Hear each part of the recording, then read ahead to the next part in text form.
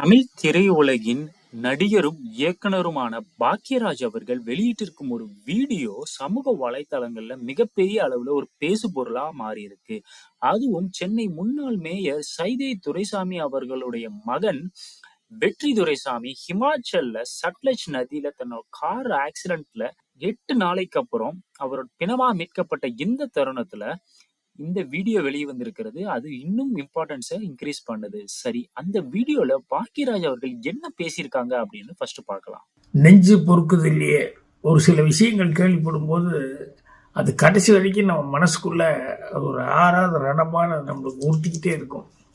அப்படி ஒரு விஷயம் இது எத்தனை பேருக்கு தெரிஞ்சிருக்குன்னு தெரியல, தெரியாதவங்க தெரிஞ்சுக்கிட்டோன்னு சொல்கிறேன். அந்த மேட்டுப்பாளையத்துலேருந்து ஒரு 10-15 கிலோமீட்டரில் பத்திரகாளியம்மன் கோயில்னு ஒரு ஃபேமஸான கோயிலுக்கு, அதுக்கு பக்கத்தில் நெல்லித்துறை, இதெல்லாம் வந்து நாங்கள் ஷூட்டிங் எடுக்க போகிற ஸ்பாட்டு.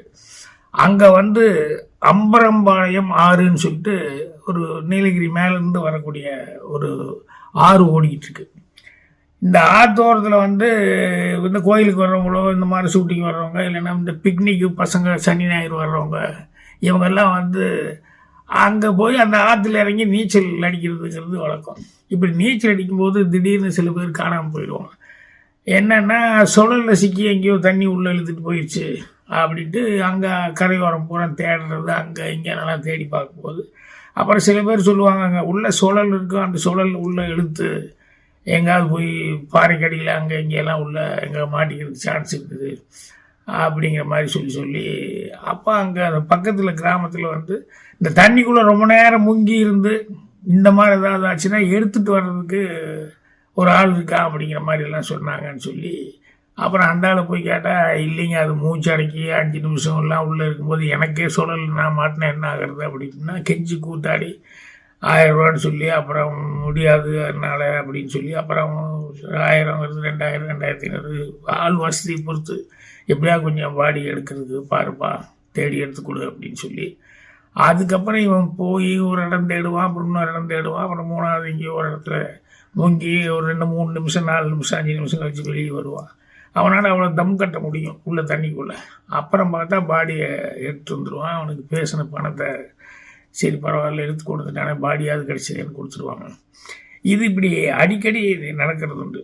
இதுவரை திரு பாக்யராஜ் அவர்கள் சொன்ன கருத்துல எந்த பிரச்சனையுமே இல்ல. இதுக்கப்புறம் அவர் சொன்ன கருத்து தான் மிகப்பெரிய பேசுபொருளா மாறி இருக்கு.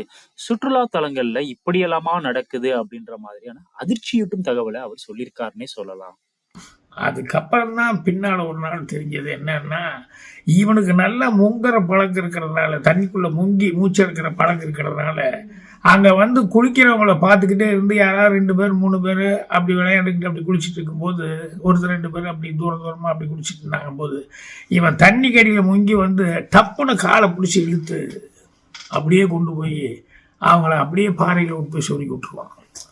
ஸோ தம்மு அவங்களால பிடிக்க முடியாது, இல்லை தண்ணி குடிச்சிடுவாங்க, பாறையில் சொருகி விட்டால் வெளியே வர முடியாது. இவன் நைஸாக வந்து அந்த எங்கேயும் ஏறி போயிடுவான். அப்புறம் எல்லாம் வந்து தேடும்போது இவனே வந்து எடுத்து கொடுக்குற மாதிரி இது ஒரு தொழில் மாதிரியே ஒருத்தன் பண்ணிட்டு இருந்தான்னா இது எவ்வளவு கஷ்டம். ஒருத்தனை அடித்து காசு பிடிங்கிறதோ இல்லை அடித்து கொடுங்கிறதோ ஏமாற்றி கொடுங்கிறது இதெல்லாம் கூட பரவாயில்ல. இப்படி வந்து தண்ணி கடியில் வந்து அவனுக்கு தம் கட்டுறதுக்கான ஒரு இது இருக்குதுன்னு சொன்னோடனே அந்த பவரை வந்து எவ்வளவு தப்பாக அவன் யூஸ் பண்ணியிருக்கான்னு நினைக்கும் போது ரொம்ப மனசு கஷ்டமாக இருக்குது. அதை நான் கேட்டதுலேருந்தே எனக்கு இது அந்த ரிவர் ஓரமாக நிறைய இடங்கள்ல அந்த அங்கிருந்து தாண்டினா பவானி அரும்பாங்க, அப்புறம் கொடி ஏறிப்பாங்க.